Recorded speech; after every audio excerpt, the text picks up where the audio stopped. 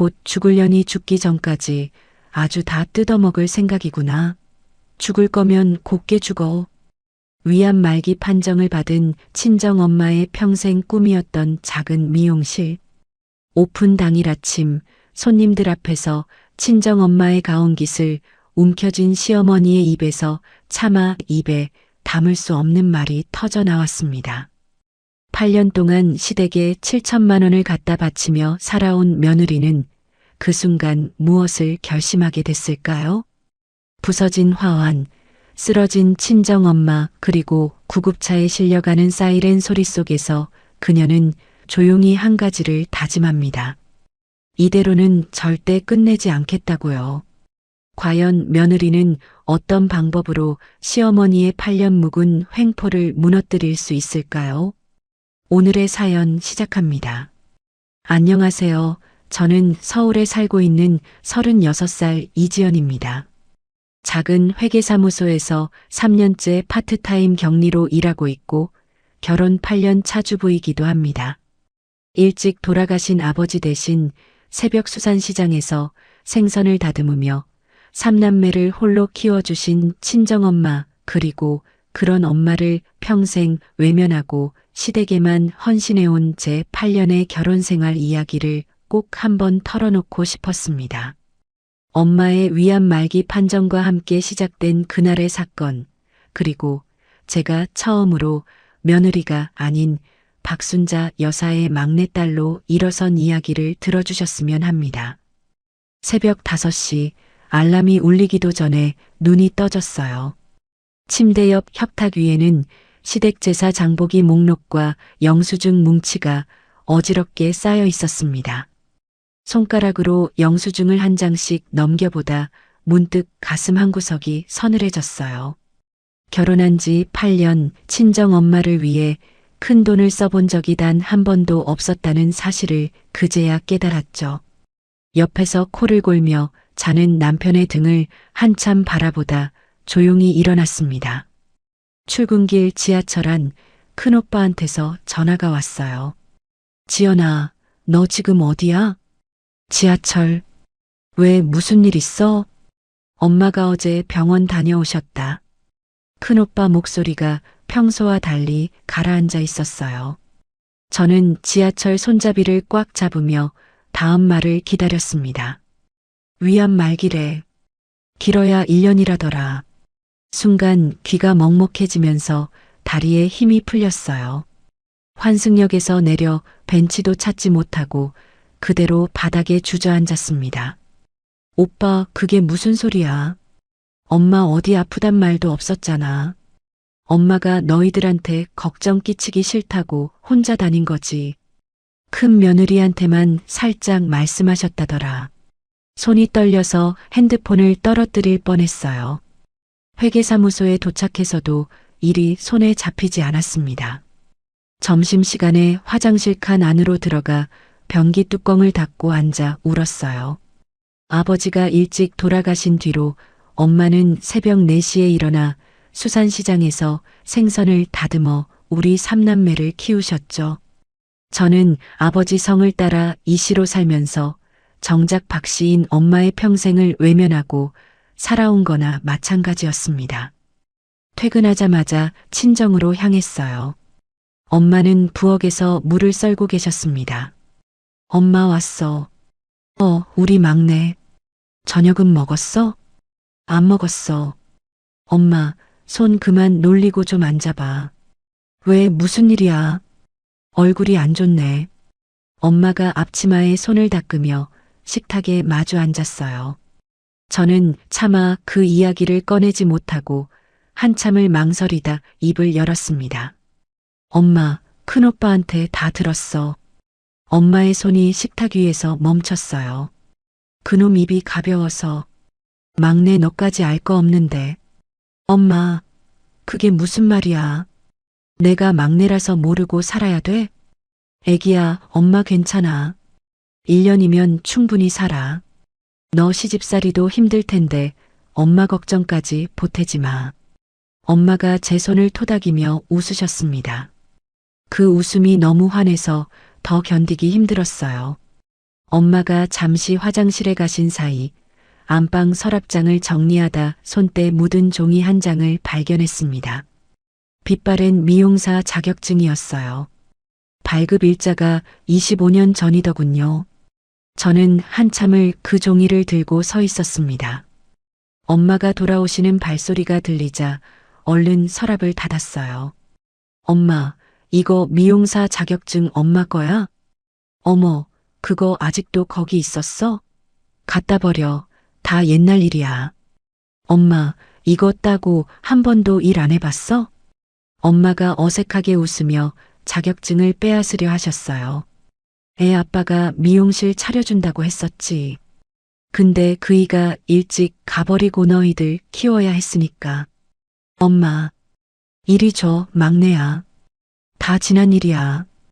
엄마가 자격증을 받아 다시 서랍 깊숙이 넣으셨습니다. 그날 밤 집에 돌아와서 노트북을 켰어요. 남편은 옆에서 코를 골며 자고 있었죠. 8년간 모은 적금 통장 3개와 비상금으로 들어둔 펀드 잔액을 다 더해봤습니다. 4,200만 원. 화면에 찍힌 숫자를 보면서 저는 처음으로 결심했어요. 이 돈은 나를 위해 쓰겠다고요. 엄마의 미용실을 차려드리는 것, 그게 결혼 8년 만에 처음으로 나 자신을 위한 선택이라고 느껴졌습니다. 다음 날 아침 회사에 연차를 냈어요. 친정 동네 상가를 종일 돌아다녔습니다. 부동산 사장님이 7평짜리 점포를 보여주시더군요. 여기가 보증금 1,500에 월세 60이에요. 위치는 좋아요. 버스 정류장이 코앞이라. 바로 계약할게요. 아유, 세댁 결단력 있네. 보통은 며칠 고민하다 오시는데 저는 그 자리에서 계약서에 도장을 찍었어요. 인테리어 업자분께도 그날 오후에 견적을 받았습니다. 사장님, 다른 건 다 절약하셔도 되는데 조명만큼은 제일 좋은 걸로 해주세요. 조명을요? 보통 사모님들이 거울이나 의자에 신경 쓰시는데 엄마가 평생 어두운 데서만 일하셨거든요. 환한 데서 일하게 해드리고 싶어요. 업자분이 잠시 저를 쳐다보더니 고개를 끄덕이셨어요. 같은 시각 시댁 거실에서 시누이가 시어머니에게 전화를 걸고 있다는 건 그때는 몰랐습니다. 엄마, 올케 요즘 좀 이상해. 친정 가는 횟수가 부쩍 늘었어. 그년이 또 무슨 짓을 하려고. 내가 보기엔 친정에 뭐 갖다 바치는 것 같아. 우리 태우 돈 빼돌리는 거 아니야? 내가 가만 안 둬.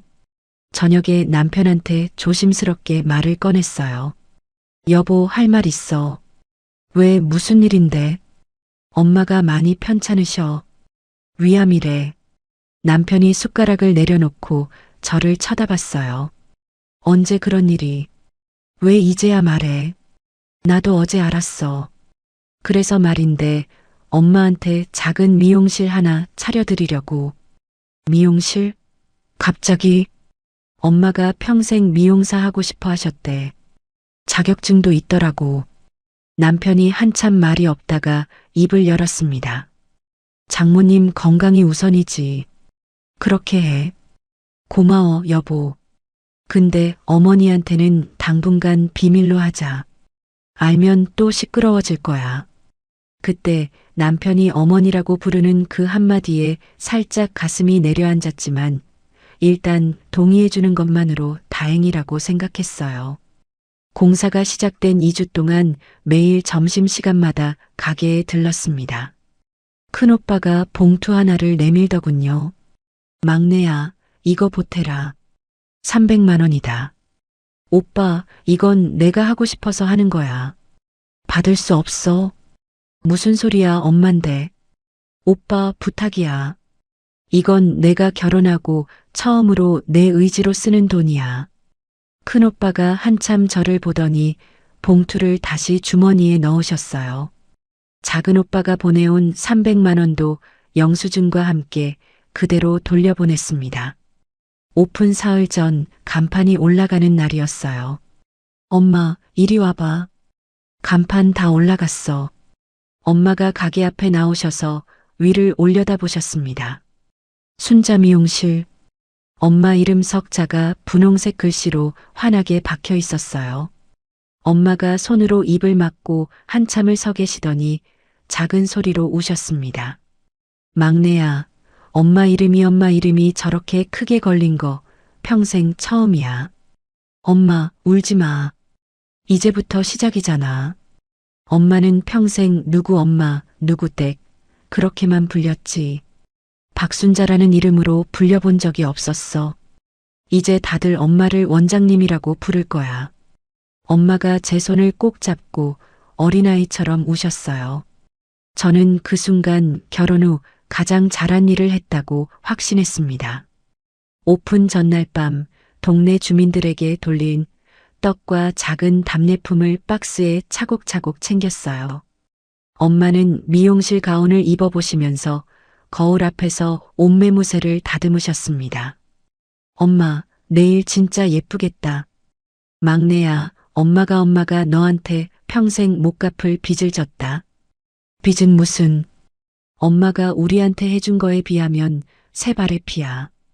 가게 문을 닫고 나오면서 저는 내일이 엄마 인생에서 가장 빛나는 날이 되리라 믿었어요. 그때까지만 해도 다음 날 오전 11시에 시어머니와 시누이가 그 가게 문을 발로 차며 들이닥칠 거라고는 꿈에도 생각하지 못했습니다. 오픈 당일 아침 9시, 평소보다 2시간 일찍 일어났어요. 새로 산 연분홍 블라우스를 정성껏 다림질하고 화장도 평소보다 공들여서 했습니다. 택시를 타고 친정 동네로 가는 길에 작은 코르사주를 만지작거렸어요. 엄마 가슴에 달아드릴 거였죠. 오늘 하루만큼은 엄마가 세상에서 가장 빛나는 사람이었으면 했습니다. 미용실에 도착하니 엄마는 이미 새벽부터 나와 계셨어요. 엄마, 이렇게 일찍 나왔어? 잠이 안 와서. 가위랑 빗다 소독해놨어. 엄마가 분홍색 미용사 가운을 어색하게 만지작거리고 계셨습니다. 엄마, 가운 잘 어울려. 진짜 원장님 같아. 애기야, 엄마 떨려. 손님이 오긴 올까? 올 거야. 떡 돌릴 때 사람들이 다 좋아했잖아. 저는 핸드폰을 들어 엄마 사진을 한 장 찍었어요. 엄마, 오늘 진짜 예쁘다. 엄마가 부끄러운 듯 손사래를 치셨습니다.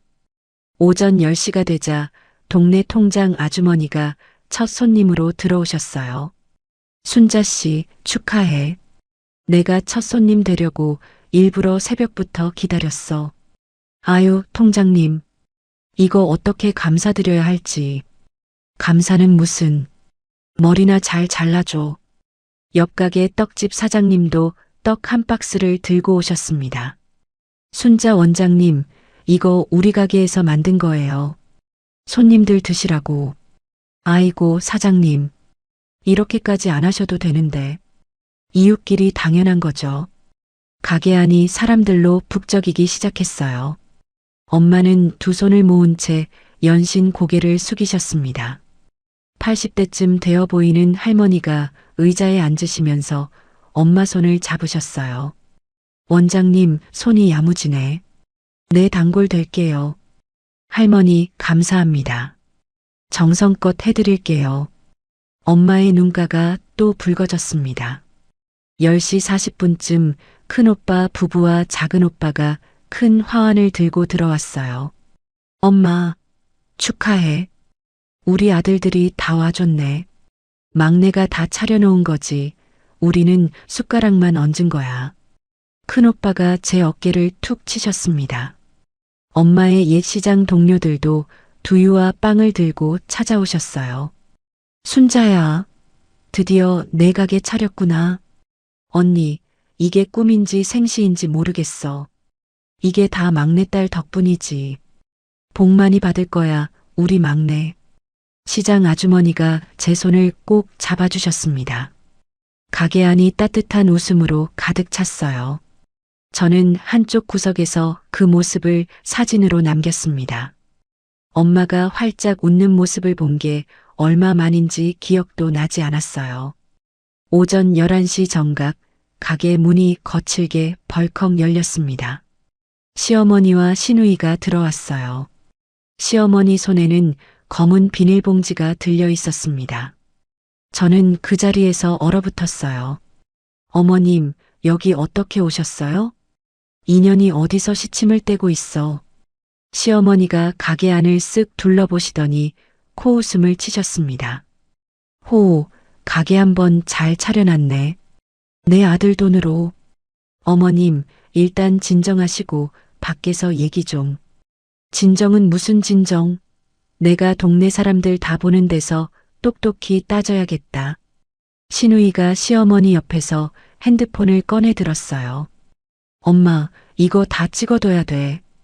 증거로 남겨야지. 그래, 민경아. 한 장면도 놓치지 말고 다 찍어. 가게 안에 있던 손님들이 술렁이기 시작했습니다. 엄마는 가위를 든 손이 멈춘 채로 입구를 바라보고 계셨어요. 시어머니가 입구에 놓여 있던 가장 큰 화환을 발로 걷어차셨습니다. 화환이 큰 소리를 내며 바닥에 쓰러졌어요. 어머님, 왜 이러세요? 내가 왜 이러냐고? 너 같은 며느리를 본 시어머니가 이러지 않으면 누가 이러냐?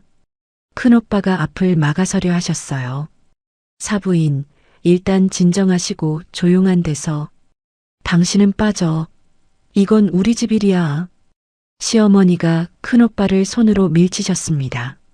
내 아들이 피땀 흘려번 돈으로 친정에 가게 차려준 며느리가 어디 세상 천지에 있어. 어디? 손님들이 한 분 한 분 자리를 피하기 시작하셨어요. 80대 할머니만 의자에 앉으신 채 시어머니를 노려보고 계셨습니다. 어머님, 이 돈은 제가 8년 동안 모은 제 적금이에요. 내 적금이 어디 있어? 우리 태우가 갖다 바친 월급이 내 적금이지. 어머님, 제발. 시어머니가 가운데로 성큼성큼 걸어 들어오셨어요. 엄마가 의자를 짚고 일어서려 하셨습니다. 사부인, 이게 무슨... 시어머니가 엄마 앞에 똑바로 서셨어요. 그리고 엄마의 가운깃을 움켜쥐셨습니다. 어머님, 손 놓으세요. 이 여자야, 곧 죽으려니 내 아들 돈으로 유세를 떨어. 순간 가게 안이 쥐 죽은 듯 조용해졌어요. 저는 머릿속이 새하얗게 비는 걸 느꼈습니다. 엄마가 의자를 붙잡은 채 다리에 힘이 풀려 주저앉으셨어요. 어머님, 저는 시어머니의 손목을 잡아 엄마 가운에서 떼어냈습니다. 결혼 8년 만에 처음으로 시어머니에게 손을 쓴 순간이었어요. 어머님, 그만하세요. 인연이 어디다 손을 대. 손을. 어머님, 진짜 그만하시라고요. 제 목소리가 가게 안에 쩌렁쩌렁 울렸어요. 시누이가 핸드폰을 든 채 황급히 카메라를 제 얼굴 쪽으로 돌렸습니다. 옳게, 너 지금 시어머니한테 소리 지르는 거 다 찍혔어. 형님, 그 핸드폰 내려놓으세요. 옆 가게 떡집 사장님이 가게 안으로 뛰어들어오셨어요. 아이고, 이게 무슨 일이야. 내가 경찰 부를게. 떡집 사장님이 핸드폰을 들고 112를 누르셨습니다. 여보세요. 여기 가게에서 노인 폭행 사건이 났어요. 빨리 좀 와주세요. 그 소리에 시어머니가 멈칫하셨어요. 폭행은 무슨 폭행이야? 내가 며느리한테 한 소리 한 게 폭행이야? 사부인, 우리 어머니 가운 잡으셨잖아요. 다 봤어요. 큰오빠가 차분하게 말씀하셨습니다. 시누이가 시어머니 팔을 잡아당기셨어요. 엄마, 일단 가자. 경찰까지 부른대. 이게 다 너 잘되라고 한 짓이야. 너 잘되라고. 시어머니가 마지막으로 그렇게 소리치시고는 시누이와 함께 가게 문을 박차고 나가셨습니다. 가게 안에는 부서진 화환과 흩어진 꽃잎만 남았어요. 엄마는 미용 의자를 붙잡은 채 가슴을 부여잡고 계셨습니다. 엄마, 엄마 괜찮아? 애기야, 엄마 가슴이 너무 아파. 엄마의 얼굴에서 식은땀이 줄줄 흘러내렸어요. 입술이 새파랗게 질려가고 있었습니다. 오빠, 119 좀 불러줘. 빨리.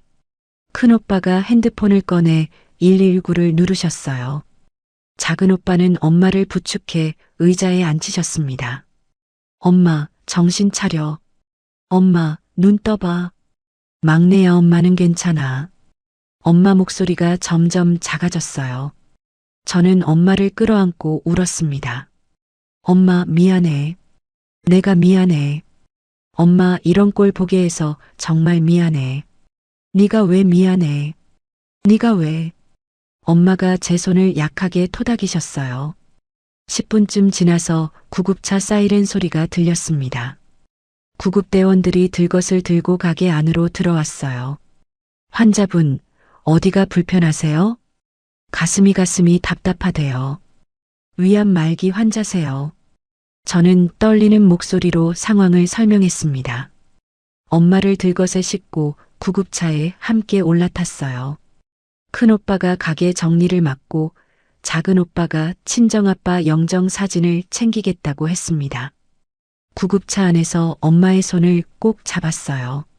엄마는 산소 마스크를 쓴 채 천천히 숨을 몰아쉬고 계셨습니다. 엄마, 조금만 참아. 병원 금방 도착해. 막내야, 오늘 너무 좋았어. 엄마가 마스크 너머로 작게 웃으셨어요. 저는 그 웃음을 보면서 입술을 깨물었습니다. 사이렌 소리가 머릿속에서 울리고 차창 밖으로 가로수가 빠르게 스쳐 지나갔어요. 저는 엄마 손을 잡은 채 마음속으로 한 가지를 결심했습니다. 이대로는 끝내지 않겠다고요. 오늘 일을 한 사람도 빠짐없이 그 대가를 치르게 만들겠다고 다짐했어요. 구급차가 응급실 앞에 도착하고 의료진이 엄마를 들것에 실어 안으로 옮기는 그 짧은 순간 동안에도 저는 시어머니의 그 말이 귓가에서 떠나지 않았습니다. 곧 죽으려니 내 아들 돈으로 유세 떨어. 그 한마디가 제 안에서 무언가를 단단하게 굳히고 있었어요. 응급실 보호자 대기실 의자에 앉은 채로 새벽 2시가 됐어요. 엄마는 안정을 찾고 일반 병실로 옮겨질 거라고 의사 선생님이 말씀해 주셨습니다. 저는 그제야 의자에 등을 기댔어요. 핸드폰을 열어보니 남편한테서 부재중 전화가 17통 와 있었습니다. 문자도 한 통 와 있었어요. 엄마가 왜 그러셨는지 일단 들어보자. 저는 그 문자를 한참 동안 노려봤습니다. 답장은 하지 않았어요. 새벽 3시 병원 1층 자판기 앞에서 캔커피를 뽑아 마셨습니다. 차가운 캔이 손바닥에 닿는 느낌마저 멀게 느껴졌어요. 저는 그 자리에 선 채로 핸드폰 가계부 앱을 열었습니다. 결혼 첫 해부터 시댁에 입금한 내역을 하나하나 거슬러 올라가기 시작했어요. 첫째 해 추석, 명절 비용으로 시댁 계좌에 200만 원, 이듬해 설 또 200만 원, 시아버지 칠순 잔치 비용 500만 원, 시아버지가 허리 수술 받으셨을 때 병원비 800만 원, 시누이 카페 보증금 4,500만 원, 시누이가 운영자금이 부족하다며 매달 부탁해온 200만 원, 300만 원. 숫자를 계산기에 찍어 넣다가 손가락이 멈췄어요. 7천만 원이 넘었습니다. 캔커피를 든 손이 떨려서 커피가 자판기 옆 바닥에 흘러내렸어요. 다음 날 아침 회사에 하루 더 연차를 냈습니다. 큰오빠한테 전화를 걸었어요. 오빠 어디야? 나 좀 만나야겠어. 막내야, 무슨 일이야? 엄마는 좀 어떠셔? 엄마는 일반 병실로 옮기셨어. 오빠, 나 좀 도와줘. 큰오빠가 회사 근처 카페로 나와주셨어요. 저는 노트북을 열어 8년치 가계부를 통째로 보여드렸습니다. 오빠, 이거 봐. 다 합치면 7천만 원이야. 7천만 원.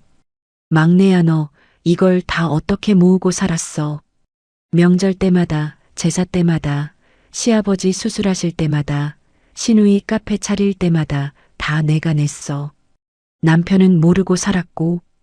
큰오빠가 한참 자료를 들여다보시다가 핸드폰을 꺼내셨어요. 막내야, 너 감정적으로 가면 진다. 지금부터 너는 서류로만 움직여야 돼.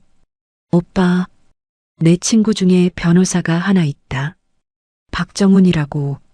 일단 만나봐. 큰오빠가 명함을 한 장 건네주셨습니다. 그날 오후 2시 강남에 있는 변호사 사무실을 찾아갔어요. 박 변호사님은 안경을 쓴 40대 중반쯤 되어 보이는 분이었습니다. 이지연 씨, 큰오빠한테 얘기 들었어요. 자료부터 좀 볼까요? 저는 가져간 가계부 파일과 통장 사본, 카톡 대화 캡처본을 책상 위에 펼쳤어요. 변호사님이 30분 동안 말없이 자료만 넘기셨습니다. 저는 책상 앞에서 두 손을 모은 채 기다렸어요. 이지연 씨, 이 정도면 충분합니다. 뭐가 충분한가요? 명예훼손, 업무방해, 거기다 부당이득 반환까지 다 걸 수 있어요. 진짜요?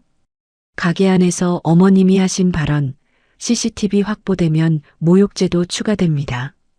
손님들 앞에서 그런 말을 했으니 공연성도 인정될 거고요. 저는 한참 동안 말을 잇지 못했어요. 변호사님이 안경을 고쳤으며 말씀하셨습니다. 근데 이지연 씨, 한 가지 묻고 싶은 게 있어요. 네, 말씀하세요. 이거 끝까지 가실 자신 있으세요? 가족이라는 게 한번 깨지면 다시 붙이기 힘들거든요. 변호사님, 저는 가족이라는 단어가 더 이상 무섭지 않아요.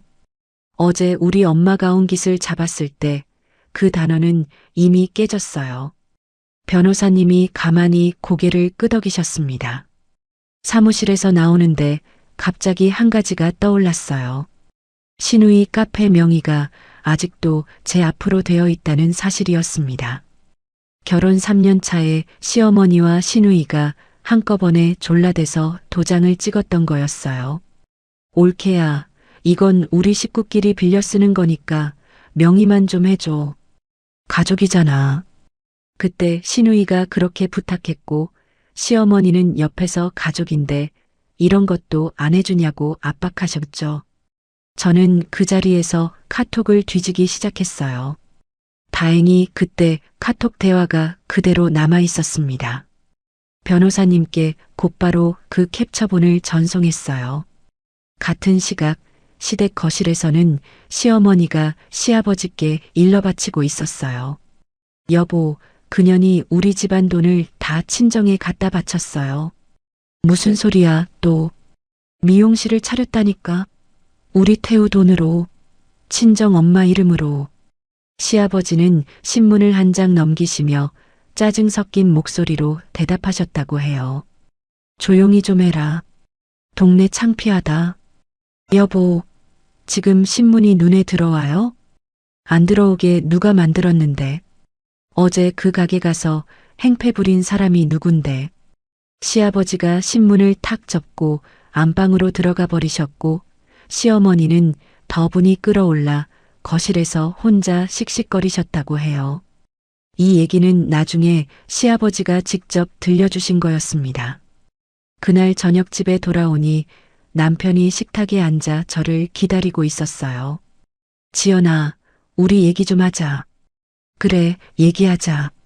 저는 가방에서 출력해온 가계부 엑셀 파일과 통장 사본을 꺼냈습니다. 한 장씩, 한 장씩 식탁 위에 펼쳐놓았어요. 이게 다 뭐야? 읽어봐. 남편이 종이를 한 장씩 넘겼습니다. 마지막 장에 적힌 7천만 원이라는 숫자를 보더니 손이 떨리기 시작했어요. 지연아, 이게 정말 다 당신 돈이었어? 내 돈이었어. 8년 동안 내가 모은 돈. 나는 어머니가 명절 때 우리 집 형편 봐서 알아서 한다고만 하셨는데, 여보, 어머님이 알아서 하신 게 아니라 내가 다 낸 거야. 신우이 카페 보증금까지. 남편이 두 손으로 얼굴을 감쌌어요. 미안해. 진짜 미안해. 내가 너무 몰랐다. 여보, 미안하다는 말로는 안 돼. 뭘 어떻게 해야 돼? 저는 남편의 눈을 똑바로 봤습니다. 이번 일에서 당신이 시어머니 편에 서면 우리는 끝이야. 중립도 시어머니 편이라고 생각할 거야. 남편이 한참을 침묵하셨어요. 식탁 위 시계가 똑딱이는 소리만 들렸습니다. 일단 누나 카페부터 정리하자. 진심이야? 진심이야. 내가 누나 카페에 우리 집 돈이 그렇게 들어간지 진짜 몰랐어. 여보, 어머니 만나기 전에 누나부터 정리하자. 누나가 옆에서 부추기는 거 어머니가 더 흥분하는 거야, 분명히. 남편이 처음으로 단호한 얼굴을 보였어요. 다음 날 아침 저는 신우이 카페로 직접 찾아갔습니다. 문을 열고 들어가니 신우이가 카운터에서 핸드폰을 보다가 저를 보고 비웃듯 웃었어요. 어머, 우리 잘난 올케 오셨네. 무슨 일이야?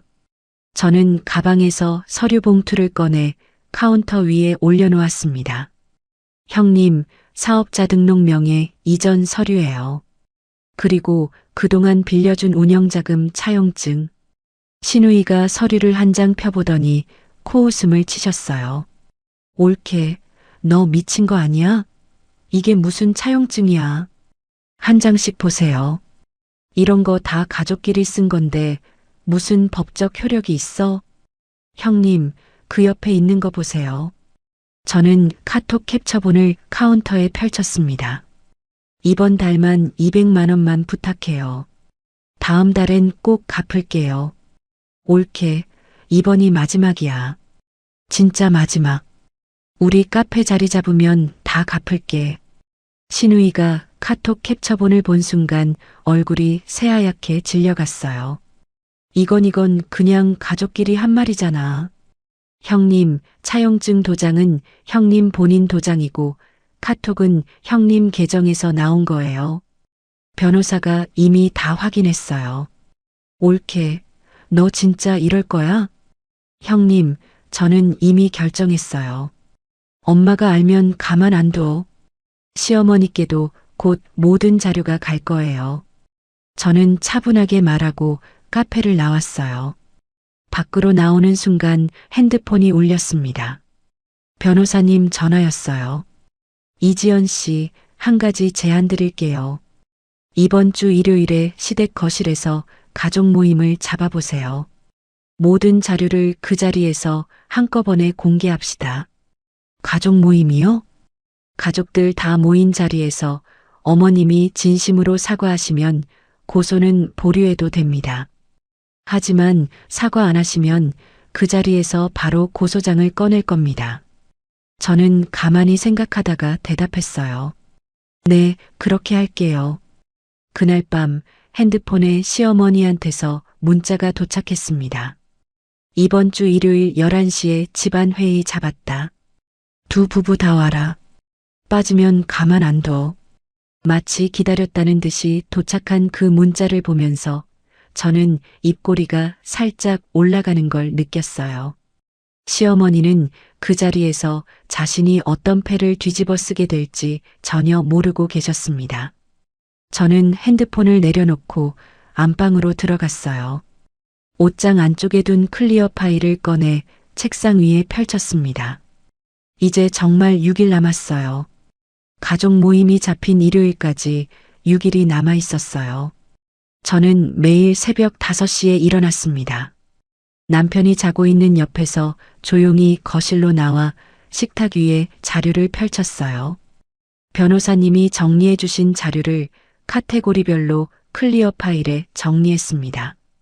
명절 비용, 제사 비용, 시아버지 수술비, 신우이 카페 관련 자료, 시어머니 보증 빚 정리 자료. 5개의 클리어 파일을 만들었어요. 항목마다 형광펜으로 입금 날짜와 금액의 줄을 그었습니다. 마치 회계감사 보고서처럼 한 장 한 장 빈틈없이 만들어 나갔어요. 엄마는 다행히 응급실에서 일반 병실로 옮겨지셨습니다. 월요일 오후 병문안을 갔어요. 엄마는 침대에 앉아 죽 한 그릇을 천천히 드시고 계셨습니다. 엄마, 좀 어때? 많이 좋아졌어. 의사 선생님이 다음 주에 퇴원해도 된다더라. 항암은? 일정은 어떻게 된대? 2주 미뤘대. 엄마가 작게 한숨을 쉬셨어요. 애기야, 엄마 때문에 항암 일정까지 미뤄져서. 엄마, 그게 무슨 소리야? 엄마 때문이 아니라 시어머니 때문이지. 그래도 엄마가 그 충격을 안 받았으면. 엄마, 그 얘기는 그만하자.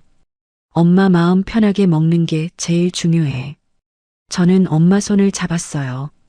엄마 손은 여전히 거칠고 굳은 살이 박여 있었습니다. 엄마, 가게 걱정도 하지 마. 내가 다 알아서 할게. 막내야, 엄마가 너한테 짐만 되는 것 같다. 엄마, 한 번만 더 그런 말하면 나 진짜 화낼 거야. 엄마가 작게 웃으셨어요. 저는 일부러 시댁 얘기는 한마디도 꺼내지 않았습니다. 엄마 앞에서는 그냥 웃기만 했어요.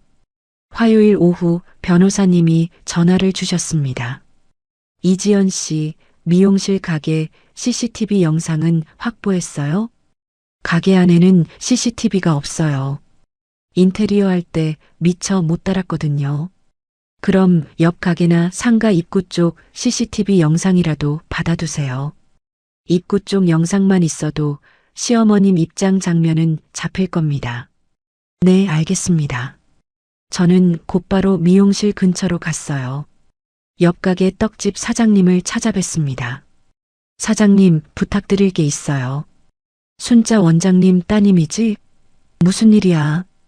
그날 가게 입구 쪽 CCTV 영상 좀 받을 수 있을까요? 아유, 당연하지. 내가 그날 너무 마음이 안 좋았어. 우리 순자 원장님 그렇게 좋은 분인데. 떡집 사장님이 흔쾌히 USB에 영상을 담아주셨어요. 옆 가게 사장님과 맞은편 편의점 사장님께도 협조 요청서를 받았습니다. 세 곳에서 다 영상을 받아냈어요. 화요일 저녁에는 80대 할머니께도 들렀습니다. 할머니는 마침 노인정에 계셨어요. 할머니, 저 기억하세요? 미용실 따님이에요. 아유, 그럼. 우리 원장님 따님이구나. 그날 너무 놀랐어. 어머니 어떠셔? 많이 좋아지셨어요. 할머니, 한 가지 부탁드릴 게 있는데. 뭐든 말해봐. 그날 보신 거 진술서로 좀 써주실 수 있을까요? 진술서? 그거 쓰면 그 못된 시어머니 혼나는 거야? 네, 할머니. 그분이 우리 엄마한테 한 말 들으셨잖아요. 그래, 다 들었어. 곧 죽으려니니 뭐니? 사람이 어떻게 그런 말을 해? 할머니가 그 자리에서 자필 진술서를 써주셨어요. 손이 떨리시는데도 한 글자 한 글자 꾹꾹 눌러 쓰셨습니다. 저는 그 종이를 받아들고 한참 동안 말을 잇지 못했어요. 할머니, 정말 감사합니다. 감사는 무슨. 우리 동네에 그런 사람 들이지 말아야지. 떡집 사장님 진술서까지 받아 변호사님 사무실로 보냈습니다. 수요일 저녁 남편이 회사를 마치고 시댁에 들렀어요. 저는 집에서 남편을 기다렸습니다.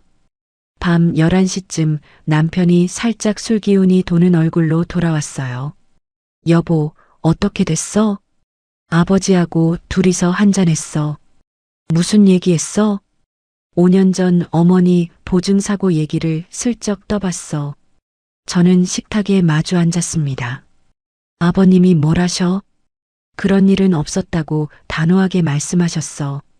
근데 표정이 흔들리는 게 보였어. 진짜 모르시는 것 같아? 진짜 모르셔. 아버지가 그런 일을 알면서 모른 척 하실 분이 아니야. 아버지는 어머니의 보증사고 자체를 모르고 계신 거야. 남편이 의자에 등을 기댄 채 천장을 올려다보셨어요. 지연아, 그 카톡 캡처본 일요일에 공개하면 아버지가 제일 충격받으실 거야. 어떻게 할까? 공개해야 돼. 이게 아니면 어머니를 멈출 방법이 없어. 저는 한참 고민하다가 고개를 끄덕였습니다. 어쩔 수 없지. 그게 시어머니를 멈출 수 있는 유일한 방법이라면. 같은 시각 시댁 작은 방에서는 신우이가 시어머니를 붙잡고 울고 있었어요. 엄마 어떡해. 내 카페 정리해야 한대. 민경아, 울지 마. 엄마가 일요일에 그년 다리 몽둥이를 부러뜨려서라도 내 카페 살려놓을 테니까. 엄마 진짜? 걱정 마. 친척 어른들 다 부르라고 했어. 그년이 어른들 앞에서 어떻게 행동하는지 똑똑히 보여줄 거야. 신우이가 눈물을 닦으며 고개를 끄덕였다고 해요. 이 얘기는 나중에 시아버지가 다 전해주셨습니다. 목요일 아침 변호사님한테서 전화가 왔어요. 이지연 씨 명예훼손하고 업무방해로 정식 고소장 접수 가능합니다. 모욕죄도 같이요. 네, 알겠습니다. 근데 한 가지 결정하실 게 있어요. 일요일 자리에서 어머님이 진심으로 사과하시면 고소를 보류할지 아니면 사과 여부와 관계없이 진행할지. 저는 잠시 생각하다가 대답했어요. 일요일 자리에서 결정할게요. 시어머님이 진심으로 사과하시면 한 번은 봐드리겠습니다. 한 번은요? 네, 한 번만요. 그 이상은 없어요. 알겠습니다. 그럼 고소장은 작성만 해놓고 일요일에 들고 갈게요. 전화를 끊고 나니 가슴이 무거웠어요. 저는 식탁에 앉아 한참 동안 손가락을 만지작거렸습니다. 금요일 오후 큰오빠가 회사 근처로 찾아오셨어요. 서류 봉투를 한 장 들고 오셨습니다. 오빠, 그건 뭐야? 손해배상 청구 자료. 미용실 영업 손실액하고 화환 파손 비용 계산해 왔어. 오빠가 직접 했어? 내가 회계 좀 보잖아. 영업 첫날 매출 예상치하고 그날 손님 돌려보낸 거 다 계산해서 750만 원으로 잡았다. 화환은? 제일 큰 화환이 25만 원이었어. 거기다 정신적 피해까지 합치면 일단 1,000만 원 청구해놓고 합해보자. 큰오빠가 자료를 내밀어 주셨어요. 저는 그 서류를 받아 가장 두꺼운 클리어 파일 맨 뒤쪽에 끼워 넣었습니다. 오빠, 진짜 고마워. 막내야, 한 가지 부탁이 있다. 뭐? 엄마한테는 이 일 전부 마무리될 때까지 한마디도 하지 말자. 알았지? 응, 알았어. 엄마는 항암 시작하면 마음 약해지셔. 지금은 우리 막내 시댁이 너무 행복해서 자주 못 온다고만 알고 계셔. 오빠, 엄마는 그냥 본인 가게 잘 운영하고 손님 받는 것만 생각하시게 하자. 큰오빠 눈가가 살짝 붉어졌어요. 저는 고개를 끄덕이며 입술을 깨물었습니다. 토요일 밤 잠들기 전에 거울 앞에 섰어요. 옷장에서 일요일에 입을 옷을 골랐습니다. 패백 때 시어머니가 사주신 한복이 옷장 안쪽에 곱게 걸려 있었어요. 저는 그 한복을 한참 동안 바라봤습니다. 그리고 손이 닿지 않는 가장 안쪽으로 밀어 넣었어요. 대신 평소 회사 다닐 때 입던 남색 정장을 꺼냈습니다. 흰색 블라우스에 진주 귀걸이, 단정한 머리. 거울 앞에서 옷을 대보며 저는 작게 중얼거렸어요. 오늘부터 나는 며느리가 아니야. 그 집에 그냥 이지연으로 들어가는 거야. 남편이 거실에서 들어오시며 저를 봤습니다. 지연아, 앉아. 옷 고르고 있었어. 많이 떨려? 안 떨려. 6일 동안 준비할 만큼 했어. 남편이 제 옆에 와서 어깨를 토닥였어요. 여보, 한 가지만 약속해줘. 뭐? 내일 자리에서 무슨 일이 있어도 내 편에 서줘. 시어머니 편 아니고. 당연하지. 남편이 작게 대답하셨어요. 저는 그 대답을 들으면서도 100% 믿지는 않았습니다. 내일 그 자리에서 남편이 어떤 표정을 짓는지 봐야 알 수 있을 거였어요. 일요일 아침 9시 저는 클리어 파일 3권과 USB 하나를 가방에 챙겨 넣었습니다. 운전대를 잡은 남편 옆자리에 앉았어요. 차창 밖으로 가로수가 빠르게 스쳐갔습니다. 저는 한마디도 하지 않은 채 창밖만 바라봤어요. 시댁 아파트 주차장에 도착하니 큰아버지 차와 작은아버지 차도 이미 와 있었습니다. 저는 가방을 어깨에 메고 차에서 내렸어요. 엘리베이터 안에서 깊게 숨을 들이마셨습니다. 15층 버튼을 눌렀어요. 엘리베이터 문이 닫히는 순간 거울에 비친 제 얼굴은 결혼식 날보다 더 단단해 보였습니다. 시댁 현관문이 열리자 거실 안에는 7명이 둥글게 앉아 있었어요. 시아버지, 시어머니, 큰아버지 내외, 작은아버지, 그리고 사촌 시동생 2명까지. 평소엔 명절에도 다 모이지 않던 분들이 죄다 와 있었습니다. 시어머니가 저를 보자마자 거실 한가운데 방석을 손가락으로 가리키셨어요. 이리 와서 앉아라. 무릎 꿇고. 어머님, 안녕하세요. 인사는 됐고 거기 앉으라니까. 저는 인사를 정중히 드린 뒤 방석이 아니라 소파 한쪽에 앉았습니다. 시어머니 얼굴이 일그러지셨어요. 인연이 어디 어른말을 거역해? 어머님, 오늘은 무릎 꿇을 자리에 앉는 게 아닌 것 같아서요. 뭐? 시누이가 시어머니 옆자리에 거의 붙어 앉아 핸드폰을 들고 있었습니다. 촬영을 준비하는 게 분명해 보였어요. 큰아버지 내외와 작은아버지는 어색한 표정으로 찻잔을 만지작거리고 계셨습니다. 이미 시어머니한테서 한쪽 얘기만 들으신 듯 저를 향한 시선이 못마땅해 보였어요. 시어머니가 큰 소리로 운을 떼셨습니다. 여러분, 오늘 어른들 모신 이유를 말씀드리겠습니다.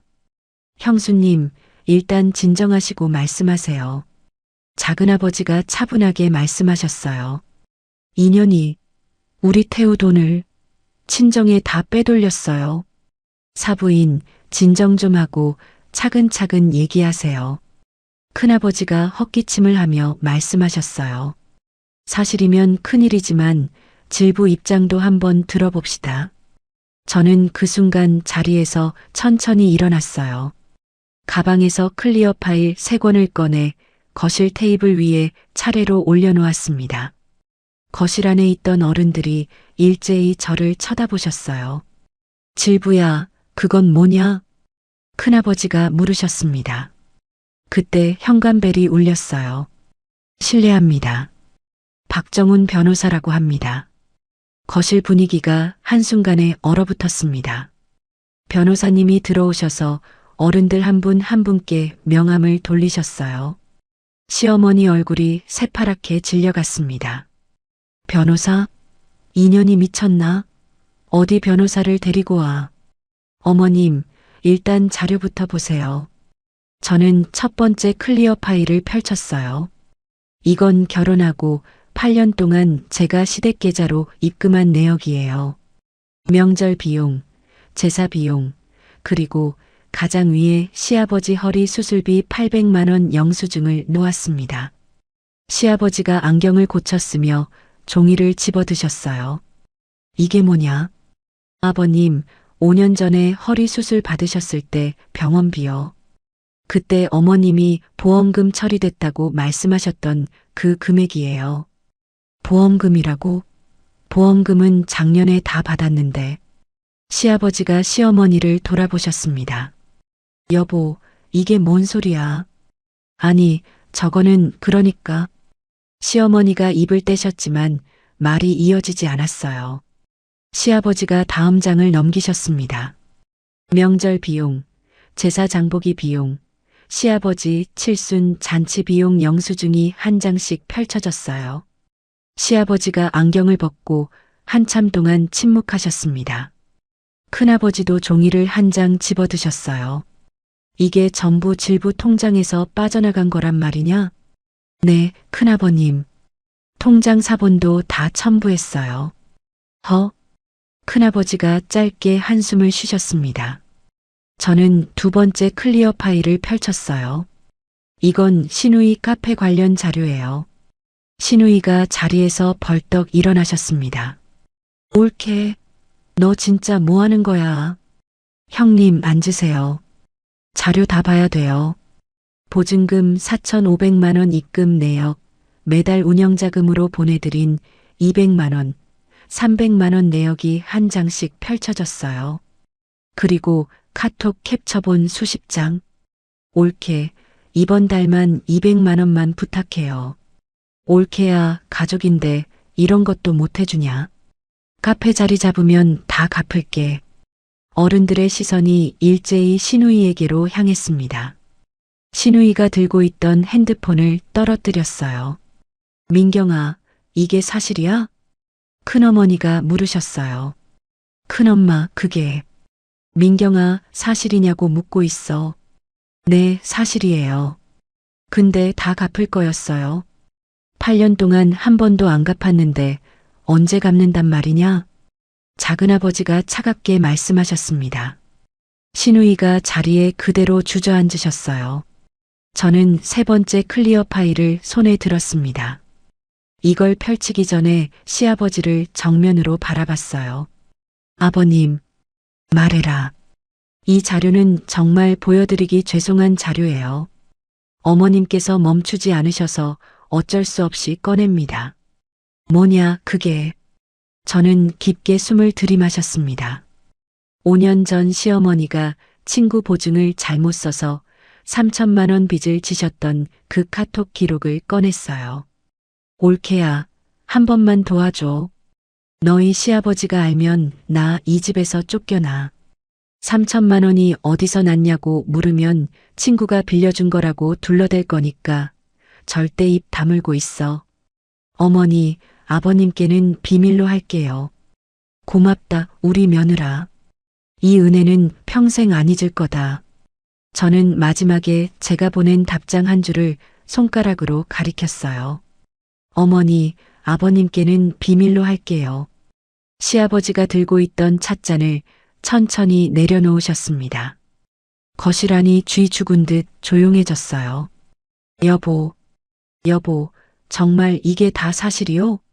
시아버지의 목소리가 낮게 떨렸습니다. 평생 큰 소리 한 번 안 내시던 분이었어요. 시어머니가 변명을 시작하려고 입을 여셨습니다.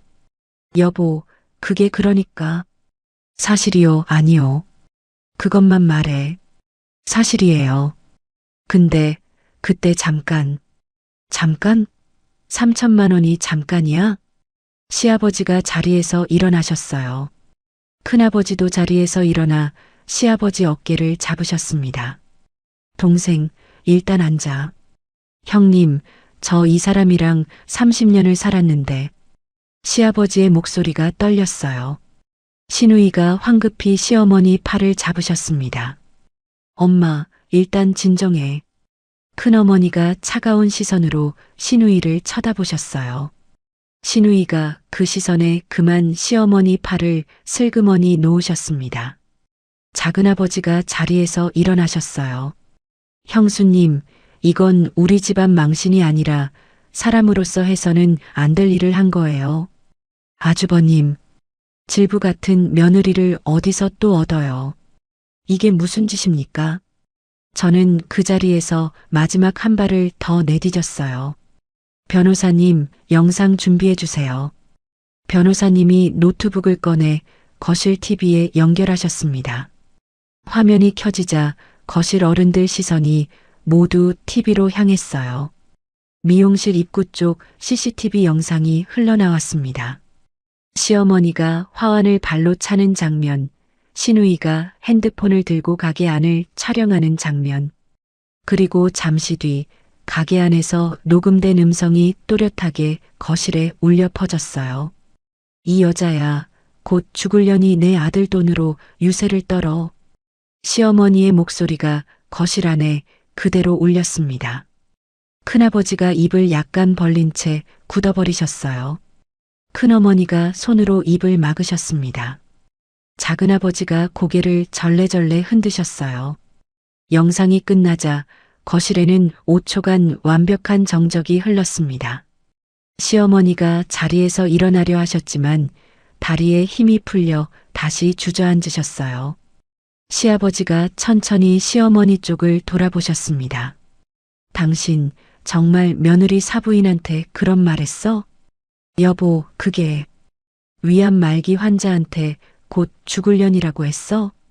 시아버지의 목소리가 점점 낮아졌어요.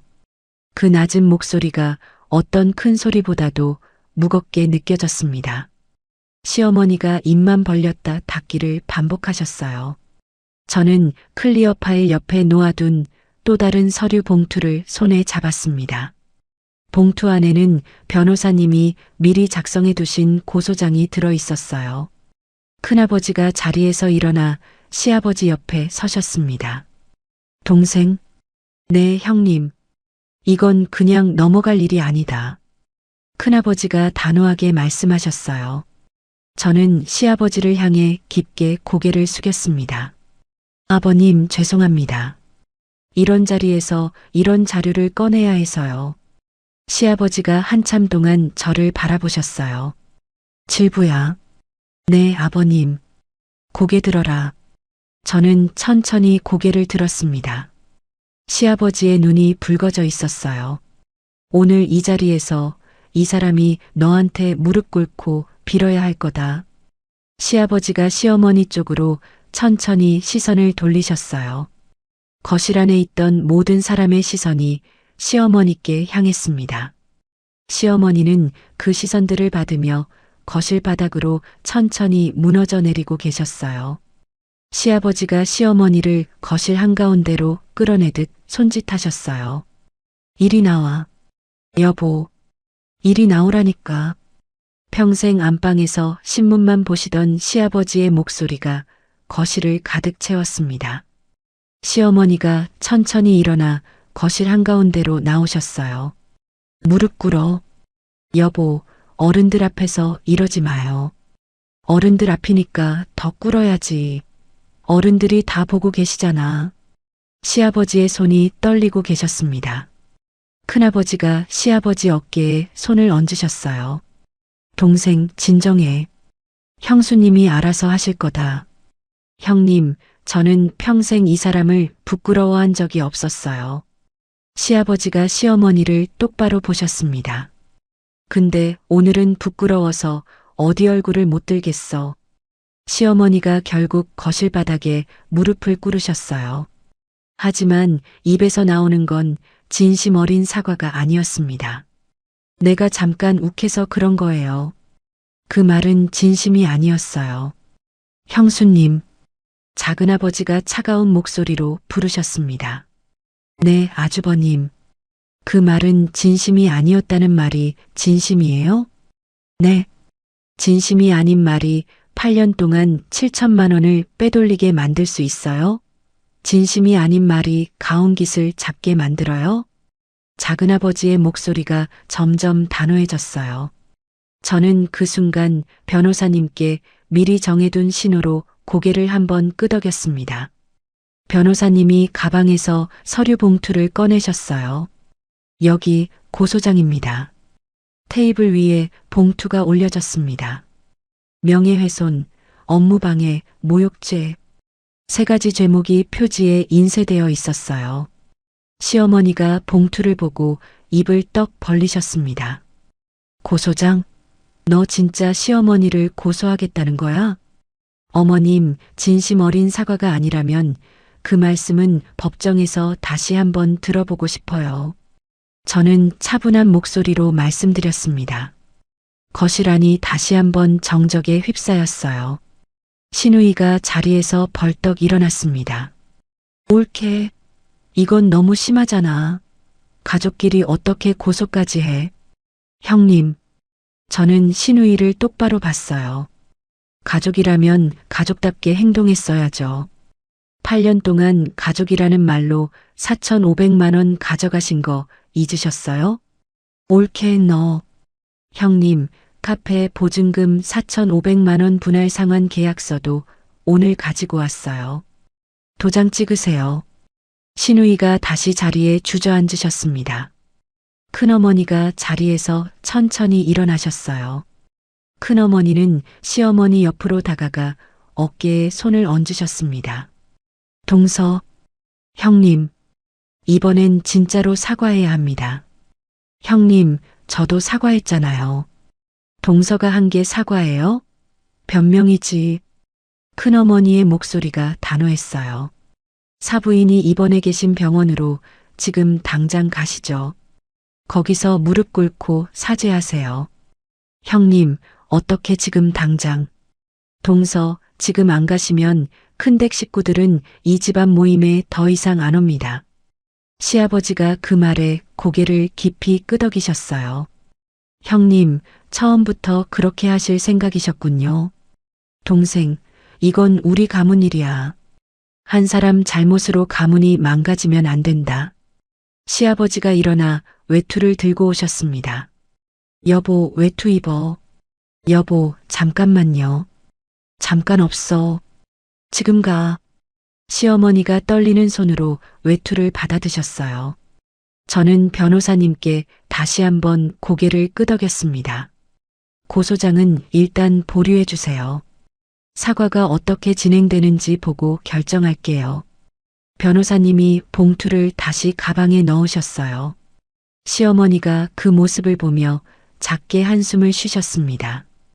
큰아버지가 자리에서 일어나셨어요. 오늘 이 자리는 여기까지만 합시다. 사부인 병원에서 어떻게 사과하시는지 보고 다음 일은 그 다음에 결정하지요. 작은아버지가 자리를 정리하며 일어나셨습니다. 사촌 시동생들은 한마디도 못하고 그저 자리에서 일어나 나갈 준비를 하셨어요. 큰어머니가 마지막으로 시어머니께 한마디 남기셨습니다. 동서, 오늘이 마지막 기회예요. 두 번은 없습니다. 네, 형님. 큰아버지 내외와 작은아버지가 차례로 시댁을 나가셨어요. 거실에는 시아버지, 시어머니, 시누이, 그리고 저와 남편만 남게 됐습니다. 시누이가 자리에서 일어나 저한테 다가오셨어요. 올케. 네, 형님. 올케. 너 진짜 두고 보자. 시누이의 목소리가 부들부들 떨리고 있었어요.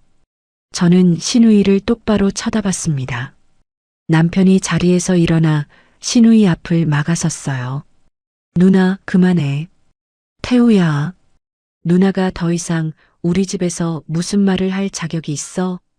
남편의 목소리가 거실에 단호하게 울렸습니다.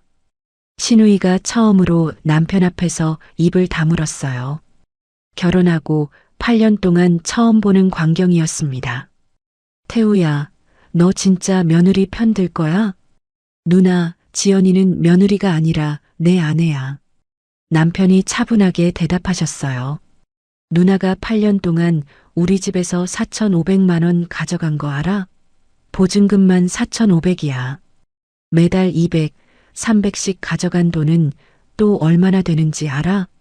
그건 카페가 자리 잡으면. 누나 카페 자리 잡았어? 8년이 지났는데. 남편이 처음으로 시누이에게 큰 소리를 냈습니다. 시누이가 입술을 깨물며 거실 밖으로 나가셨어요. 시아버지가 시어머니의 팔을 잡고 일어나셨습니다. 여보, 가자. 사부인 계신 병원으로. 네, 여보. 시어머니가 천천히 일어나셨어요. 저는 그 모습을 보면서 변호사님께 마지막으로 한마디 더 말씀드렸습니다. 변호사님, 오늘은 일단 여기까지 할게요. 사과 보고 결정할게요. 네, 이지연 씨. 필요하시면 언제든 연락 주세요. 변호사님이 가방을 챙기며 정중하게 인사하고 시댁을 나가셨어요. 거실에 남은 우리 네 사람은 한마디도 하지 않은 채 외투를 챙겼습니다. 시아버지와 시어머니가 먼저 차를 타고 병원으로 출발하셨어요. 저와 남편은 그 뒤를 따라 운전해 갔습니다. 병원 1인실 앞에 도착한 건 그날 저녁 7시였어요. 시아버지가 병실 문 앞에서 깊게 숨을 들이마시셨습니다. 여보. 네, 여보. 제대로 사죄해. 변명 한마디 보태면 나는 당신이랑 갈라설 거야. 시어머니가 고개를 푹 숙이셨어요. 복도에서 30분 동안 두 분이 망설이셨습니다. 저는 병실 문 옆에 서서 그 모습을 지켜봤어요. 남편이 제 손을 잡으셨습니다. 지연아. 응. 진짜 미안하다. 저는 남편의 눈을 잠시 봤어요. 대답은 하지 않고 그저 손만 마주 잡았습니다. 지금은 남편한테 무슨 말을 해도 가벼워질 것 같았어요. 시간이 지나고 시아버지가 먼저 병실 문을 두드리셨습니다. 사부인 김상우입니다. 잠시 들어가도 될까요? 들어오세요. 엄마의 약한 목소리가 안에서 들렸어요. 시아버지가 먼저 문을 열고 들어가셨습니다. 시어머니가 그 뒤를 따라 들어가셨어요. 저와 남편은 병실 문 옆에 서서 안을 지켜봤습니다. 엄마가 침대에 비스듬히 누워 계시다가 두 분을 보고 작게 놀라셨어요. 아이고, 사부인. 어쩐 일로. 사부인. 시아버지가 침대 옆 의자에 앉으셨습니다. 오늘은 제가 머리를 숙이러 왔습니다. 아유, 사돈어른. 일어나세요. 환자 앞에서 이러시면. 시아버지가 자리에서 일어나 침대 옆에 무릎을 꿇으셨어요. 엄마가 깜짝 놀라 몸을 일으키려 하셨습니다. 사돈어른, 이러지 마세요. 진짜로. 사부인, 우리 집사람이 사부인께 한 짓에 대해 제가 대신 사죄드립니다. 아유. 시어머니가 그 옆에서 천천히 무릎을 꿇으셨어요. 이번에는 시아버지가 시키는 게 아니라 본인이 직접 꿇으신 거였습니다. 사부인. 네, 사부인. 엄마의 목소리가 작게 떨리고 있었어요. 제가 정말 잘못했습니다. 시어머니가 처음으로 진심 어린 목소리로 말씀하셨습니다. 눈물이 시어머니 뺨을 따라 흘러내렸어요. 사부인이 그런 큰 병 가지고 계신 줄도 모르고 제가 입에 담지 못할 말을 했어요. 미안합니다. 정말 미안합니다. 엄마가 한참 동안 말이 없으셨어요. 저는 병실 문 옆에서 그 모습을 지켜보며 입술을 깨물었습니다. 엄마가 천천히 입을 떼셨어요. 사부인. 네, 사부인. 사과는 받겠습니다. 엄마의 목소리가 차분했어요. 감사합니다, 사부인. 근데 용서는 시간이 필요할 것 같습니다. 엄마가 그 한마디만 남기시고 다시 침대에 등을 기대셨어요. 시아버지가 깊게 고개를 숙이며 일어나셨습니다. 시어머니도 천천히 일어나셨어요. 두 분이 병실을 나오시는 동안 저는 옆으로 비켜서 자리를 비켜드렸습니다. 복도를 천천히 걸어 나가시는 시어머니의 뒷모습은 평소보다 훨씬 작아 보였어요. 저는 그 뒷모습을 보면서 그제야 깊게 숨을 내쉬었습니다. 이 싸움의 절반이 끝났다는 게 비로소 실감났어요. 남편이 옆에서 제 손을 다시 잡으셨습니다. 저는 그 손을 잡은 채 병실 안 엄마를 돌아봤어요. 엄마가 천장을 바라보며 조용히 눈물을 닦고 계셨습니다. 가족 모임이 끝난 다음 날 아침, 저는 변호사님 사무실에 다시 갔어요. 신우이 카페의 명예 이전 서류와 보증금 반환 협의서를 마무리하기 위해서였습니다. 오전 10시에 신우이가 도착했어요. 신우이는 얼굴이 푸석푸석한 채 사무실 문을 열고 들어오셨습니다. 옳게. 형님, 앉으세요. 내가 진짜 이렇게까지 해야겠니? 형님, 변호사님 앞이에요. 그 얘기는 그만하세요. 변호사님이 서류를 신우이 앞에 펼쳐주셨어요. 4,500만 원 보증금 반환 협의서입니다. 6개월 안에 분할 상환하는 조건이에요. 6개월? 어떻게 6개월 안에? 형님, 안 그러면 그 자리에서 소송 들어갑니다. 신우이가 한참을 망설이다가 도장을 꺼내셨어요. 도장이 종이 위에 찍히는 그 소리가 사무실 안에 작게 울렸습니다. 사업자 등록 명예 이전 서류에도 도장을 찍으셨어요. 신우이는 한마디도 하지 않고 사무실을 나가셨습니다. 저는 그 뒷모습을 보면서 8년 동안의 무게가 한꺼번에 내려가는 느낌을 받았어요. 같은 시각 시어머니는 동네 노인정으로 향하고 계셨다고 해요.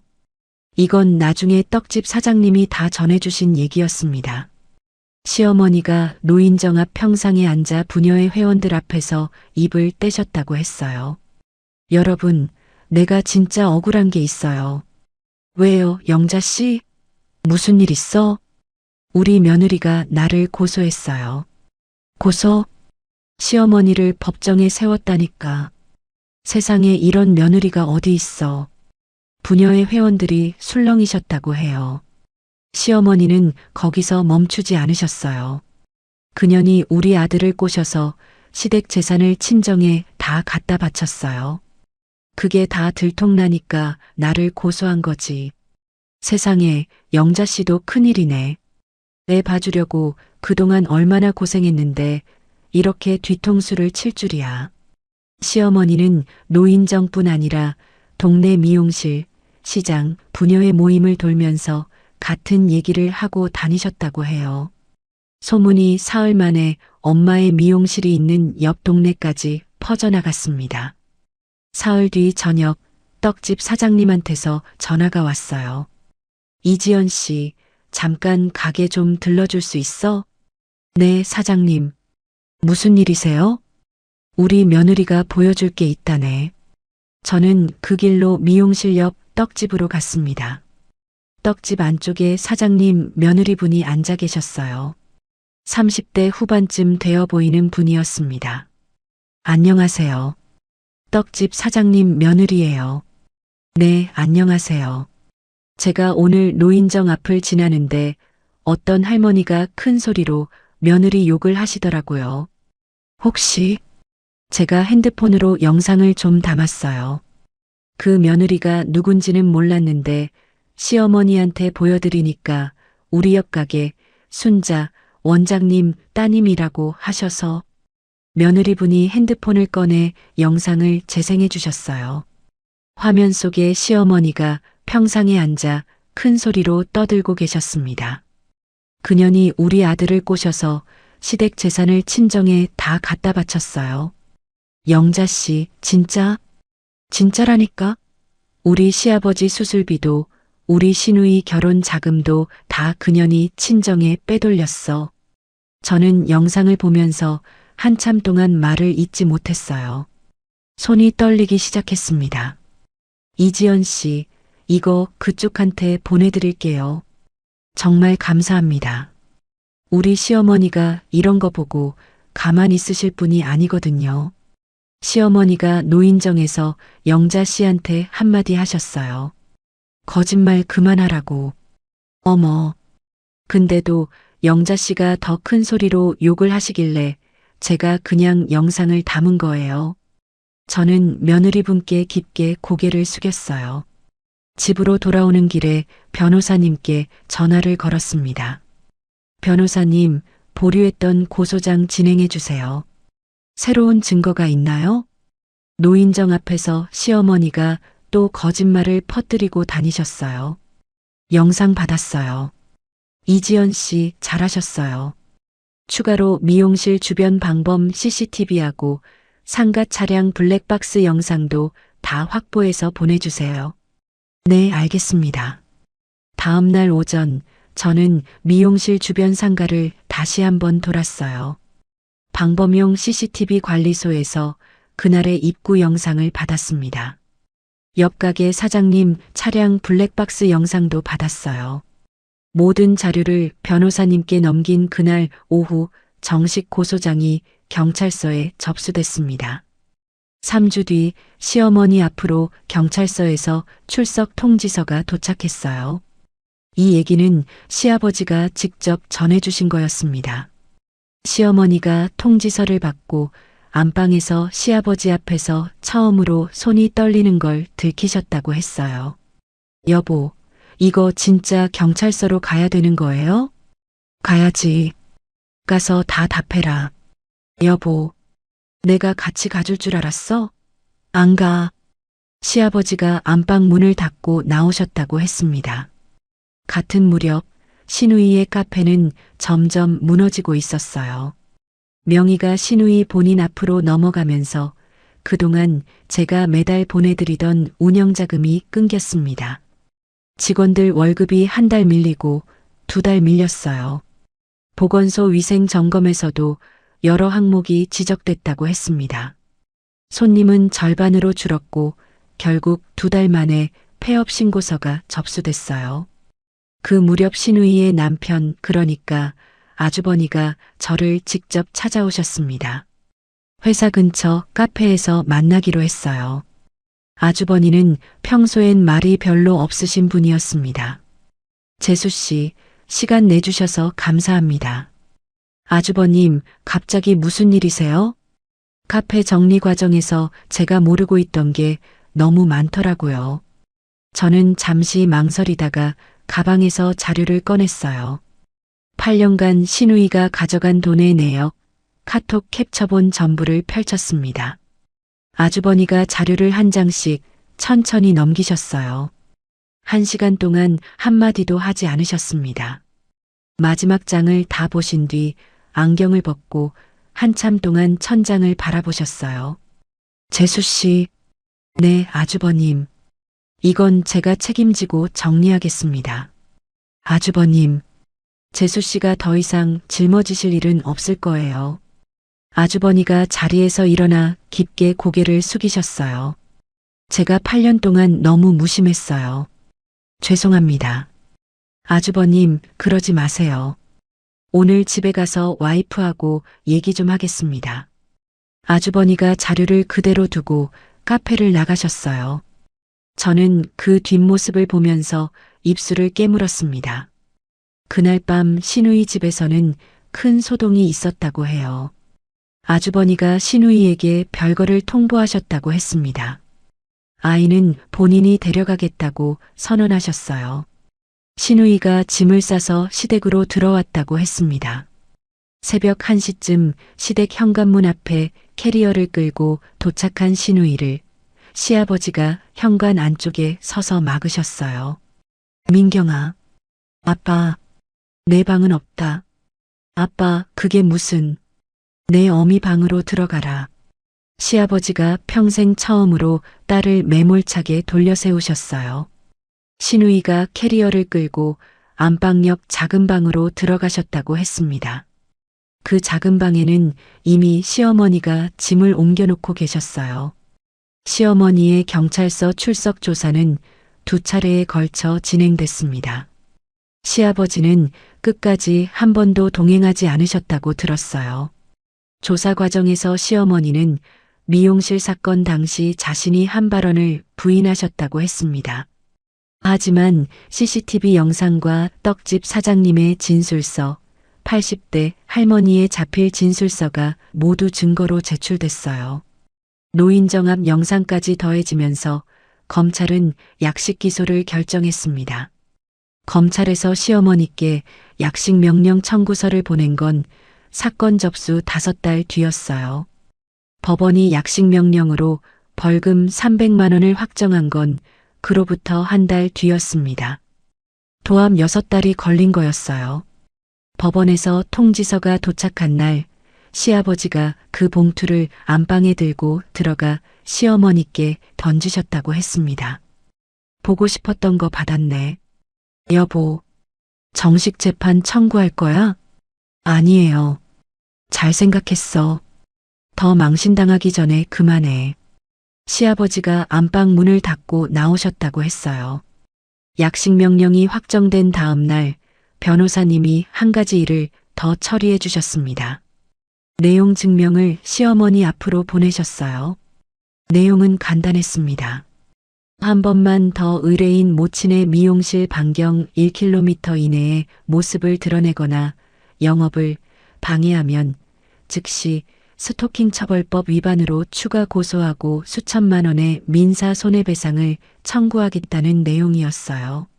시어머니는 그 내용 증명을 받아든 그날 이후로 미용실 근처에 한 번도 모습을 드러내지 못하셨습니다. 그 사이 엄마의 미용실에는 놀라운 일이 벌어지고 있었어요. 사건이 동네 젊은 엄마들 사이에서 화제가 되면서 지역 맘카페에 글이 올라왔습니다. 우리 동네 순자 미용실 응원합시다. 그 게시글이 맘카페 인기글 1위에 올랐어요. 조회수가 만 단위로 올라갔습니다. 엄마의 미용실에는 신규 손님 전화가 끊이지 않았어요. 3개월치 예약이 꽉 찼습니다. 신규 손님은 대기를 걸어야 할 정도였어요. 엄마는 결국 보조 미용사 한 분을 새로 채용하셨습니다. 저는 토요일 오후마다 미용실에 들러 청소를 도왔어요. 엄마는 가위질을 하시면서 콧노래를 부르고 계셨습니다. 엄마, 좋아 보인다. 애기야, 엄마가 요즘 너무 행복해서 큰일이야. 왜 큰일이야? 이렇게 행복해도 되나 싶어서. 엄마가 가위질을 멈추고 저를 돌아보셨어요. 막내야, 엄마가 항암 잘 견디고 있는 게 다 너 덕분이야. 엄마, 그런 말 하지 마. 엄마가 잘 버티신 거야. 엄마가 거울 너머로 저를 보며 작게 웃으셨습니다. 저는 그 웃음을 보면서 처음으로 깊게 안도의 한숨을 내쉬었어요. 약식 명령이 확정된 그 주 일요일이었어요. 시아버지가 큰아버지 내외와 작은아버지를 시댁으로 부르셨습니다. 이번에는 가족회의가 아니라 다른 이유였어요. 저와 남편도 그 자리에 함께 했습니다. 시아버지가 거실 가운데 서서 입을 떼셨어요.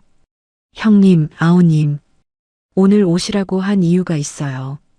동생 말해봐. 오늘부터 저는 이 사람하고 같은 방을 쓰지 않을 겁니다. 큰아버지가 눈을 약간 크게 뜨셨어요. 동생, 그게 무슨 소리야? 오늘 안방 짐 다 빼게 할 겁니다. 작은 방으로 옮기라고 했어요. 시어머니가 거실 한쪽에 앉아 고개를 숙이고 계셨습니다. 평생 안방 주인으로 군림해 오신 분이 30년 만에 안방에서 쫓겨나는 순간이었어요. 여보, 어른들 앞에서 이러지 마세요. 어른들 앞이니까 더 분명히 해두는 거야. 시아버지의 목소리가 단호했습니다. 앞으로 밥도 따로 먹을 거예요. 식탁에 같이 안 앉습니다. 동생, 정말 그렇게까지 해야겠어? 큰어머니가 조심스럽게 물으셨어요. 형수님, 이 사람이 사부인한테 곧 죽을년이라고 한 그 말이 자꾸 귀에 맴돕니다. 같이 밥을 못 먹겠어요. 알겠다. 큰아버지가 고개를 깊게 끄덕이셨습니다. 재수 씨, 이제부터 처신 똑바로 하세요. 이번이 정말 마지막입니다. 큰아버지의 한마디가 거실에 무겁게 떨어졌어요. 시어머니는 그날 안방 화장대와 옷장을 큰아버지 내외가 보는 앞에서 작은 방으로 옮기셨습니다. 평생 본인이 쓰시던 자리를 30년 만에 비우시는 모습이었어요. 옷장을 옮기는 일은 남편과 시아버지가 함께 하셨습니다. 저는 옆에서 옷가지를 정리해 옮기는 일을 도왔어요. 시어머니는 그 옆에 멍하니 앉아 계셨습니다. 말 한마디 없이 옷장과 화장대가 작은 방으로 옮겨지는 걸 지켜보셨어요. 같은 시기 시누이는 작은 방에서 시어머니와 함께 지내고 계셨습니다. 아주버니와의 별거가 길어지면서 아이 면접 일정도 잘 잡히지 않았다고 해요. 시누이가 매일 작은 방에서 시어머니의 한숨과 신경질을 듣고 있어야 했습니다. 6달이 더 흘렀어요. 시누이는 결국 신경안정제를 처방받으셨다고 들었습니다. 이 얘기는 시아버지가 어느 날 저녁 식사 자리에서 조용히 들려주신 거였어요. 같은 무렵 시어머니의 약식 명령 사실이 동네에 본격적으로 퍼졌습니다. 부녀의 회원들이 모인 자리에서 회의가 열렸다고 해요. 영자 씨, 더 이상 노인정 모임에 오지 마세요. 부녀회장님이 시어머니께 직접 통보하셨다고 들었습니다. 왜요, 회장님? 거짓말로 며느리 망신 주려고 동네 돌아다닌 사람이랑 같이 못 어울려요. 회장님, 그건 오해예요. 법원에서 벌금 300만 원 받은 게 오해예요? 영자 씨, 우리 노인정은 그런 사람 안 받습니다. 노인정 회장님도 같은 입장이셨다고 해요. 부녀회 차원에서 정식으로 출입 거부 결정이 났습니다. 시어머니는 동네에서 갈 곳을 잃으셨어요. 시아버지의 별거 선언 3달 뒤 시어머니는 결국 큰 댁으로 거처를 옮기셨습니다. 큰아버지 댁 단칸방이었어요. 큰어머니가 시어머니께 분명히 말씀하셨다고 들었습니다. 동서 한 달만 봐드립니다. 형님, 한 달 안에 본인 거처 알아보세요. 우리 집은 동서 평생 봐드릴 형편이 아닙니다. 큰어머니가 평소엔 그렇게 정 많으신 분인데 그날만큼은 차가운 표정을 지으셨다고 해요. 같은 시기 엄마의 미용실은 동네 명소가 되어 있었습니다. 지역 케이블 방송에서 취재가 왔어요. 암 투병 중에 평생의 꿈을 이루신 60대 미용실 원장님 이야기로 소개됐습니다. 지역 신문 한쪽 면에도 엄마 사진이 실렸어요. 엄마는 그 신문을 미용실 입구에 액자로 걸어두셨습니다. 엄마, 그거 좀 부끄럽지 않아? 부끄럽긴, 우리 막내가 차려준 가게인데 자랑이지. 엄마가 가위질을 하시며 환하게 웃으셨어요. 손님이 인근 세계동에서 찾아오는 가게가 됐습니다. 엄마의 항암 경과도 의사 선생님이 놀라실 만큼 좋았어요. 순자 씨, 진짜 잘 견디고 계세요. 정신적으로 안정된 게 큰 도움이 되는 것 같아요. 엄마는 그 말을 듣고 진료실에서 환하게 웃으셨다고 해요. 그 무렵 남편도 회사에서 차장으로 승진하셨습니다. 저는 3년간 파트타임으로 일하던 회계사무소에서 정직원으로 전환됐어요.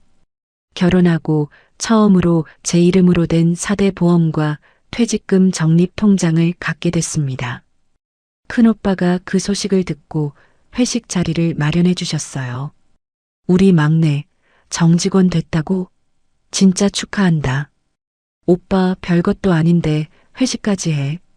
별것도 아니긴. 우리 막내가 본인 이름으로 통장 갖는 거 아빠 살아계셨으면 얼마나 좋아하셨겠냐. 큰오빠 눈가가 살짝 붉어지셨습니다. 작은오빠도 옆에서 잔을 채워주셨어요. 막내야, 진짜 고생 많았다. 오빠들 고마워. 진짜로. 저는 그날 처음으로 오빠들 앞에서 마음 놓고 술 한잔을 했어요. 1년이 더 흘렀습니다. 어느 가을 오후 시어머니는 큰댁에서도 결국 나오셨어요. 시아버지가 작은 원룸을 하나 마련해 주셨다고 했습니다. 변두리 동네 7평짜리 원룸이었어요. 명절에도 시아버지와 남편은 그 원룸을 찾지 않으셨습니다. 시누이만 한 달에 한 번 마지못해 들른다고 들었어요. 그해 추석 당일이었습니다. 저는 아침 일찍 친정으로 향했어요. 큰오빠 부부와 작은오빠가 이미 친정에 도착해 있었습니다. 엄마와 함께 차례 음식을 준비하기로 한 거였어요. 오전 내내 큰오빠가 전을 부치고 작은오빠가 나물을 무쳤습니다. 저는 엄마 옆에서 송편을 빚었어요. 막내야, 엄마는 너희들 다 같이 모이는 게 진짜 좋다. 엄마, 우리도 좋아. 차례를 다 지내고 점심을 먹은 뒤였습니다. 엄마가 미용실에 잠깐 들렀다 가자고 하셨어요. 추석 연휴라 가게 문은 닫혀 있었지만 손님들이 보내준 화분에 물을 줘야 한다고 하셨습니다. 큰오빠와 작은오빠도 함께 미용실로 향했어요. 엄마가 화분에 물을 주시는 동안 저와 오빠들은 미용실 안작은 테이블에 앉아 차를 마셨습니다. 그때 미용실 유리문 너머로 정장 차림의 한 분이 서 계신 게 보였어요. 큰오빠가 먼저 일어나 문 쪽으로 가셨습니다. 막내야, 너 찾아온 분 계시다. 누구야? 시아버님이셔. 저는 깜짝 놀라 미용실 앞으로 나갔어요. 시아버지가 정장 차림으로 미용실 입구에 서 계셨습니다. 손에는 작은 봉투 하나가 들려 있었어요. 아버님, 어떻게 오셨어요? 질부야, 사부인 어디 계시냐? 안에 계세요. 들어오세요. 시아버지가 미용실 안으로 들어오셨어요. 큰오빠와 작은오빠가 정중히 인사를 드렸습니다. 엄마가 시아버지를 보고 깜짝 놀라 일어나셨어요. 아이고, 사돈어른. 어쩐 일로. 사부인 추석인데 인사도 못 드린 게 마음에 걸려서요. 시아버지가 깊게 고개를 숙이셨어요.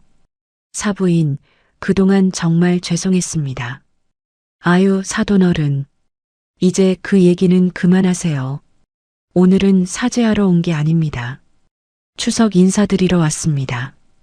엄마가 자리에서 일어나 두 손을 모으셨어요. 사돈어른, 차라도 한 잔 드시고 가세요. 네, 사부인. 잠깐만 앉겠습니다. 큰오빠와 작은오빠가 자리를 비켜드렸습니다. 저는 미용실 안쪽에 마련된 작은 테이블에 차를 내드렸어요. 시아버지와 엄마가 마주 앉아 차를 드시는 모습을 한참 동안 바라봤습니다. 두 분이 짧게 이런저런 동네 얘기, 미용실 얘기를 나누셨어요. 엄마가 환하게 웃으시는 모습을 보면서 저는 가슴이 따뜻해졌습니다. 시아버지가 일어나시면서 저를 부르셨어요. 질부야, 잠깐 밖에 좀 나오너라. 저는 시아버지를 따라 미용실 밖으로 나갔습니다.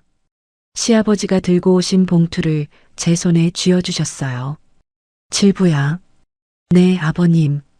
그동안 우리 며느라기한테 미안한 게 많았다. 아버님, 그런 말씀. 그 안에 편지가 한 장 들어있어. 사부인 보약값에 보태라고 수표 몇 장 같이 넣었다. 저는 봉투를 받아들고 잠시 말을 잇지 못했어요. 아버님, 이러지 않으셔도 돼요. 아니다. 이 정도는 해야지. 8년 동안 너한테 너무 많은 걸 받아만 살았다. 시아버지가 천천히 미용실 앞을 떠나셨어요. 저는 그 뒷모습을 한참 동안 바라봤습니다. 봉투를 열어보니 자필 편지 한 장과 함께 100만 원짜리 수표 5장이 들어있었어요. 편지는 짧았습니다. 며느라기, 그동안 미안했다. 사부인 약값에 보태라. 우리 가문이 너한테 진 빚이다. 저는 그 편지를 한참 동안 들고 서 있었어요. 그날 밤 집으로 돌아오는 길이었습니다. 남편이 운전대를 잡고 있었고 저는 조수석에 앉아 있었어요. 핸드폰이 짧게 진동했습니다. 화면을 보니 시어머니였어요. 이번 추석에도 안 올 거냐? 짧은 문자였습니다. 저는 그 문자를 한참 동안 들여다봤어요. 답장은 하지 않았습니다. 화면을 그대로 끄고 핸드폰을 가방 안에 넣었어요. 여보, 누구야? 아니야. 별거 아니야. 남편이 룸미러를 잠시 보더니 더 묻지 않으셨습니다. 차창 밖으로 노을이 천천히 내려앉고 있었어요. 저는 룸미러 너머로 뒷자리를 봤습니다. 엄마가 큰오빠 부부와 작은오빠한테 보낼 추석 답례품을 무릎 위에 올려놓고 환하게 웃고 계셨어요. 엄마의 얼굴에 항암 치료의 흔적은 여전히 남아 있었지만 눈빛만은 평생 본 적 없을 만큼 빛나고 있었습니다. 엄마가 룸미러 너머로 저랑 눈이 마주치자 작게 미소 지으셨어요. 막내야. 응, 엄마. 오늘 진짜 좋다. 엄마, 나도 진짜 좋아. 저는 그 말을 하면서 가슴 안쪽이 묵직해지는 걸 느꼈어요. 결혼 8년 동안 저는 누구의 며느리, 누구의 아내, 누구의 올케였습니다. 저는 그 8년 동안 박씨 엄마를 외면하고 이씨 며느리로만 살아왔어요. 하지만 오늘은 달랐습니다. 오늘 저는 처음으로 박순자 여사의 막내딸 이지연으로 그 자리에 서 있었어요. 엄마의 이름이 분홍색 글씨로 환하게 박힌 그 가게 안에서 엄마와 저는 이제야 비로소 같은 이름으로 마주보고 있었습니다. 차창 밖으로 도시의 불빛들이 하나둘 켜지기 시작했어요. 저는 가만히 눈을 감고 오늘 받은 봉투를 손에 꼭 쥐었습니다. 여기까지가 제 이야기예요. 오늘 제 사연 어떻게 들으셨어요? 8년 동안 며느리라는 이름 하나로 모든 걸 견디며 살았던 제가 친정엄마의 위암 말기 판정 앞에서야 비로소 제 자신을 돌아보게 됐어요. 지금도 어딘가에서 시댁의 부당한 요구에 입을 꾹 다물고 계신 분들, 친정에 미안한 마음을 가슴 깊이 묻어두고 사시는 분들이 많을 거예요. 여러분, 가족이라는 이름이 누군가의 희생만 강요하는 거라면 그건 더 이상 가족이 아니에요. 제가 8년 동안 모은 적금을 깨서 엄마 이름 석자가 박힌 간판을 올렸던 그날, 저는 처음으로 제 인생의 주인이 됐어요. 여러분도 늦지 않았어요. 지금 이 순간부터라도 자신을 위해, 그리고 정말 소중한 사람을 위해 용기를 내보셨으면 좋겠어요. 오늘도 묵묵히 견디고 계신 모든 분들, 진심으로 응원하고 또 위로합니다. 긴 이야기 끝까지 들어주셔서 정말 감사합니다.